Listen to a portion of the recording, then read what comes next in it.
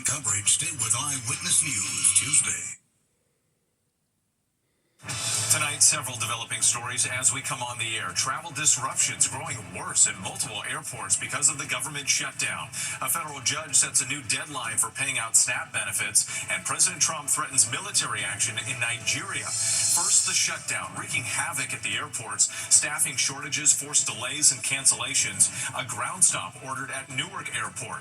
As Republicans and Democrats point fingers, our new polling shows who Americans are blaming for the impasse. 42 million Americans still waiting for word on food assistance. Late today, a federal judge with a ruling on when they should get the benefits. President Trump ordering the Pentagon to draw plans for military action against Nigeria. The president accusing that country of persecuting Christians. Tonight, Nigeria's president denying his country is religiously intolerant and saying he'd welcome help against terrorists. Plus, the U.S. strikes against alleged drug smugglers continue in the Caribbean. Countdown to Election Day, the final push in several key races. In New York City, the frontrunner for mayor, Zohran Mamdani, gets a boost from former President Barack Obama, also campaigning hard in New Jersey in a tight race for governor. Police in Britain release one of the two men arrested in the brutal stabbing attack on a train, while they now say there was only one attacker. Here at home, authorities searching for two people they believe are connected to what's being called an intentional explosion at a Harvard University research facility. Parents sounding the alarm about the dangers of AI chatbots, lifelike computer programs that interact with users, many of them teenagers. We speak with a mother who describes the alarming changes she saw in her own son. The frightening moments after a Ferris wheel carriage suddenly tipped over, a woman clinging to the ride. Two girls tumbled to the ground. Their conditions tonight. The Dodgers come back to win back-to-back World Series. Late word on how Los Angeles plans to celebrate. And America Strong tonight, the shark attack survivor never giving up. Her inspiring race at the New York City Marathon. From ABC News World Headquarters in New York, this is World News Tonight. Good evening. Thanks for joining us on this Sunday. I'm Wick Johnson, and we begin tonight with more Americans feeling the fallout from the government shutdown, now entering its second month and on the verge of becoming the longest in U.S. history. It's now triggering flight delays and cancellations at airports across the U.S. The shutdown has forced 13,000 air traffic controllers and 50,000 TSA agents to work without pay. Some are now calling out sick. The ripple effect wreaking havoc. Transportation Secretary Sean Duffy now warning that more challenges are ahead, with delays getting worse. Meanwhile, with 42 million Americans potentially losing access to federal food assistance, a federal judge is now ordering the Trump administration to restore those benefits. And tonight, what our new poll found about who Americans are blaming for the shutdown. ABC's senior White House correspondent Selena Wang leads us off tonight. Tonight, the government shutdown barreling towards the longest in history, the fallout growing across the country. A ground stop at Newark tonight as staffing shortages trigger delays at airports nationwide. Air traffic controllers working without pay for weeks, now calling out under stress and fatigue. We will delay, we will cancel any kind of flight across the national airspace to make sure people are safe. Transportation Secretary Sean Duffy warning the delays will only get worse. There is a level of risk that gets injected into the system when we have a controller that's doing two jobs instead of one. Keep on. Across the country, 42 million Americans set to lose critical food assistance. A federal judge in Rhode Island now ordering the Trump administration to start making food stamp payments by Monday or partial payments by Wednesday. But it's unclear if the White House will comply, the Trump administration arguing it can't legally use emergency funds. It's very unfortunate that Donald Trump and Republicans have decided to weaponize hunger, leaving families like Janice and her 4 children in Oklahoma in limbo.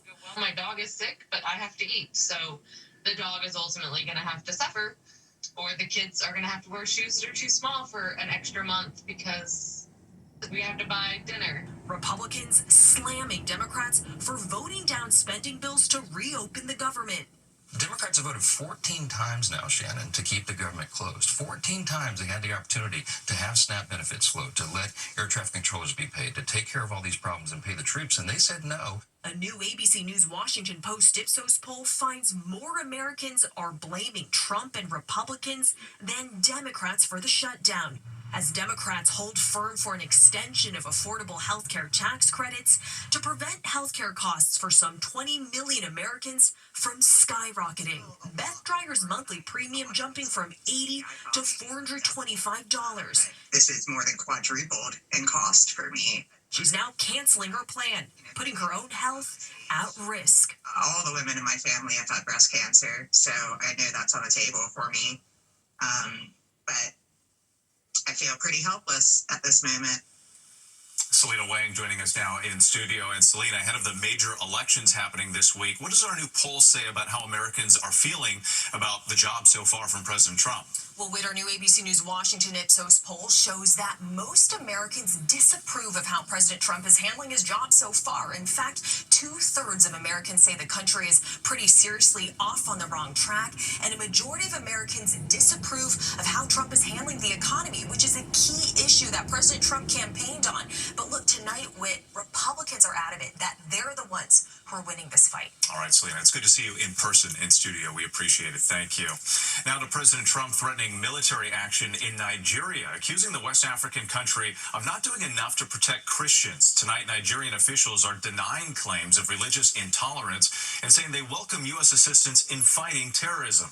Here's ABC's Alex Perchet.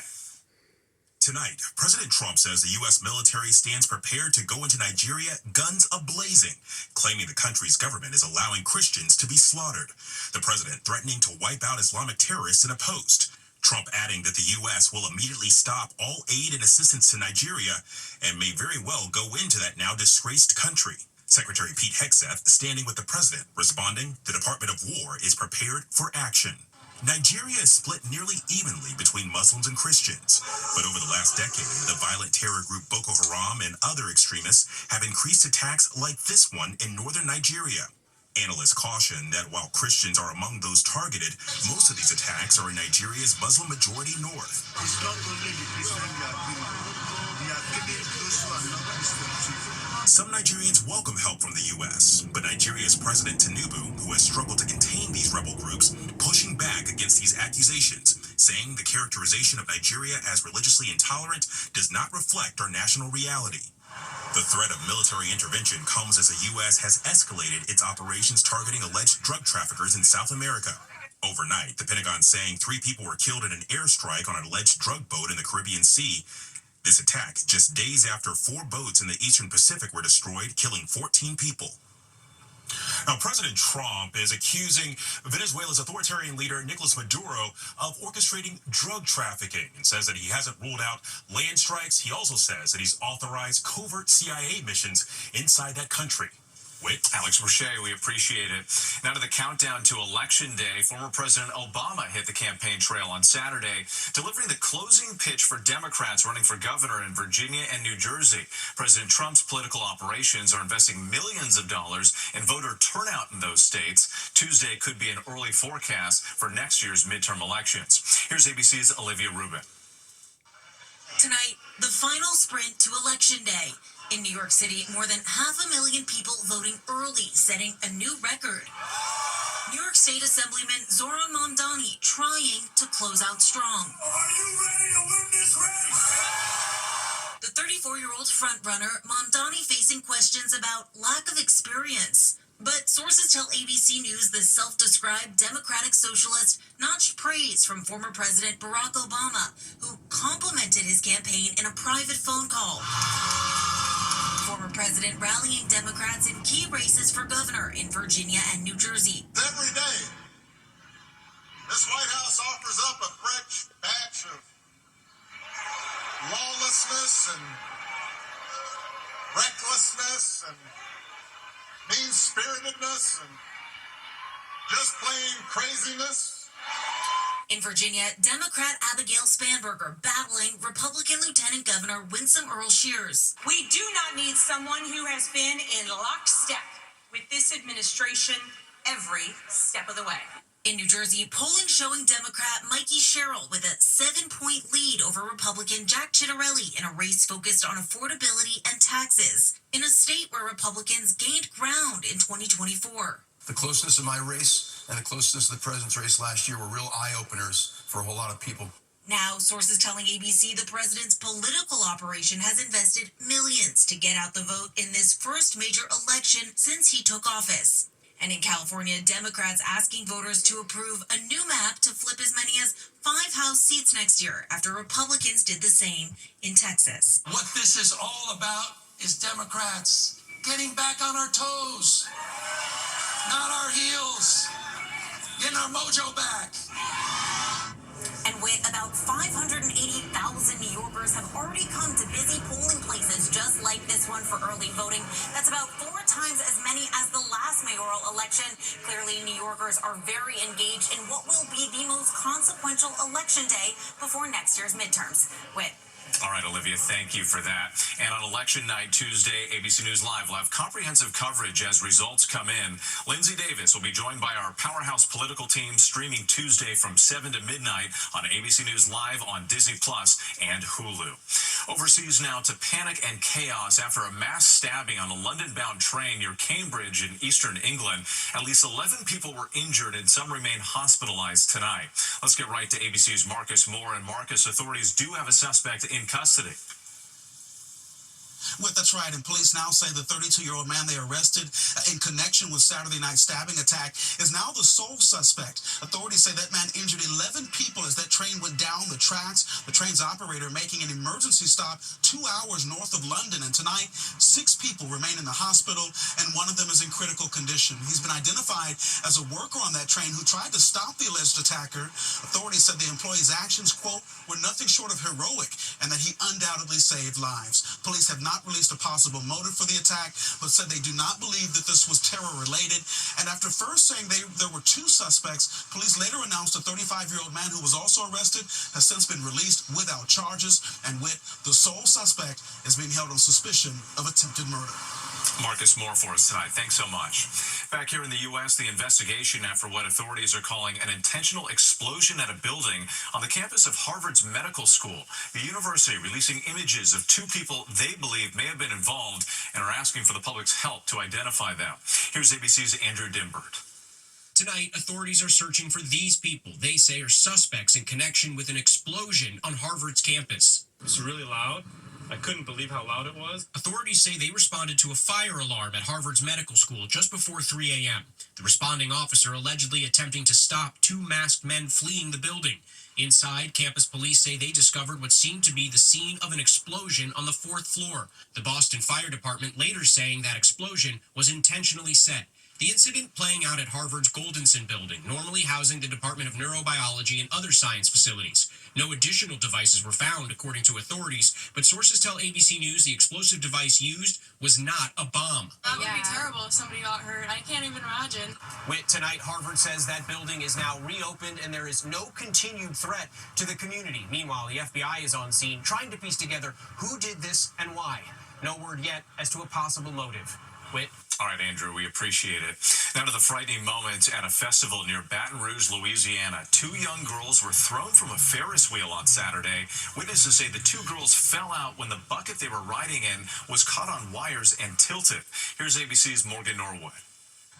Tonight, panic at a Louisiana fair. Rescuers scaling a Ferris wheel to reach a woman clinging to an overtipped carriage at the Harvest Festival in New Roads, just outside of Baton Rouge, after 2 girls fell from the ride just moments before. I heard a body, like something fall. Like I heard a loud boom. Police tending to one of the victims on the ground. Witnesses there stunned. It caught onto the wires, and then it tilted over, and the 2 girls fell out. The 2 girls, both under the age of 13, flown to the hospital. Authorities investigating why the ride malfunctioned. It comes just days after this terrifying incident in Kansas City, Missouri. 2 people tightly holding onto a young girl after they say her seatbelt became unlatched aboard the Mamba roller coaster at Worlds of Fun theme park. The park's parent company, Six Flags, saying they found no issue with the seatbelts, but have replaced them out of an abundance of caution. That ride has since reopened. And as for that incident in Louisiana, that Ferris wheel's still closed tonight. We've reached out to the Harvest Festival for comment and have not heard back. A frightening scene. Morgan, our thanks to you tonight. There's much more ahead on World News Tonight this Sunday. AI chatbots can mimic human conversations, but tonight, one parent is speaking out about the dangers they pose to children. And they were on the brink of defeat, but now the LA Dodgers are back-to-back champions. How they plan to celebrate. Next tonight, a popular AI chatbot platform is making big changes over concerns about child safety as it faces multiple lawsuits. ABC's Aaron Katursky spoke with a mother who is sounding the alarm over changes she noticed in her own son. Pick your character. Tonight, kids under 18 are limited in how much time they can spend chatting with a virtual companion on the platform Character AI. By the end of the month, teens will be banned from using that feature altogether. The company citing recent news reports and questions from regulators as reasons for the sweeping change. The move comes after parents like Mandy Furness are suing the company. Furness vividly remembers the day she discovered her son's fixation with an AI chatbot. I thought, how does this happen? He went from a happy-go-lucky kid, smiling all the time. He developed depression-like symptoms. He stopped eating. He lost 20 pounds. The lawsuit says LJ was talking to an array of virtual characters on Character AI who led him down a dark path. LJ was cutting his arm. It told him that it goes to the forest to where nobody else is there and cuts their own skin, and told him that he should do that too. Character AI said it does not comment on pending litigation. LJ is currently getting treatment at a mental health facility. An estimated 72% of teens have interacted with AI companions. Online safety advocates applaud the new changes, but say AI chatbots should have been off limits to children in the first place. This is basically your child or teen is having an emotionally intense, potentially deeply romantic or sexual relationship with an entity that feels like a person representing a company that has no responsibility for where that relationship goes. Aaron Katursky, ABC News, New York. Our thanks to Aaron Katursky for that report. When we come back, how Los Angeles plans to celebrate the Dodgers' World Series victory. To the index now, Los Angeles is throwing a victory parade for the Dodgers tomorrow after their incredible World Series win. Will Smith with the home run to put LA up 5-4 in the top of the 11th inning. The Dodgers then shutting down the Blue Jays with a double play to end the game and give them back-to-back championships. Yoshinobu Yamamoto is the series MVP after starting Game 6, then closing Game 7. Runners from Kenya swept the top spots today at the New York City Marathon. Helen Obiri set a course record just under 2 hours and 20 minutes. For the men, Vincent Kipruto edged Alexander Mutiso at the finish line. And congratulations to our very own Good Morning America relay team running the marathon one day before the program's 50th anniversary celebration. Still ahead here, America Strong, the amputee and shark attack survivor, and the inspiring finish. Finally tonight, America Strong, the shark attack survivor proving anything is possible at the New York City Marathon. We first introduced you to Allie Truitt last summer, a former college swimmer 2 days after graduation, attacked by a shark while snorkeling with friends off the coast of Turks and Caicos. We fought back, but pretty quickly the shark had my leg in its mouth, and the next thing I knew, it had bitten off my foot and part of my leg. Days later, on her 23rd birthday, she underwent a below-the-knee amputation of her left leg. I have to learn how to sit again and stand again and walk again and run. But undeterred, Allie set her sights on new goals, winning 2 silver medals at the 2024 Paralympics as a swimmer. And now, her next challenge, running the TCS New York City Marathon wearing a prosthetic blade, documenting her 14-week training journey. This week, I did a 20-mile run, which still feels crazy to say. I am in Nashville. I'm with Sophie, Hannah, and Kristen, who all play pivotal roles in saving my life. Allie is now paying it forward, creating a nonprofit called Stronger Than You Think, on a mission to provide young women and girls with prosthetics to help them reclaim their lives and passions. What's one dream you have? To be a great artist. I dream of being an actor so I can sing and dance. And this afternoon, a joyful Allie crossed that finish line, realizing one of her dreams. You have more in you than you might think, and we can rise back up when life knocks us down. Bravo, Allie. Just incredible. And don't miss Good Morning America's 50th anniversary celebration. First thing tomorrow morning, I'll be there with the whole team. And David right back here tomorrow night. I'm Wick Johnson in New York. Good night.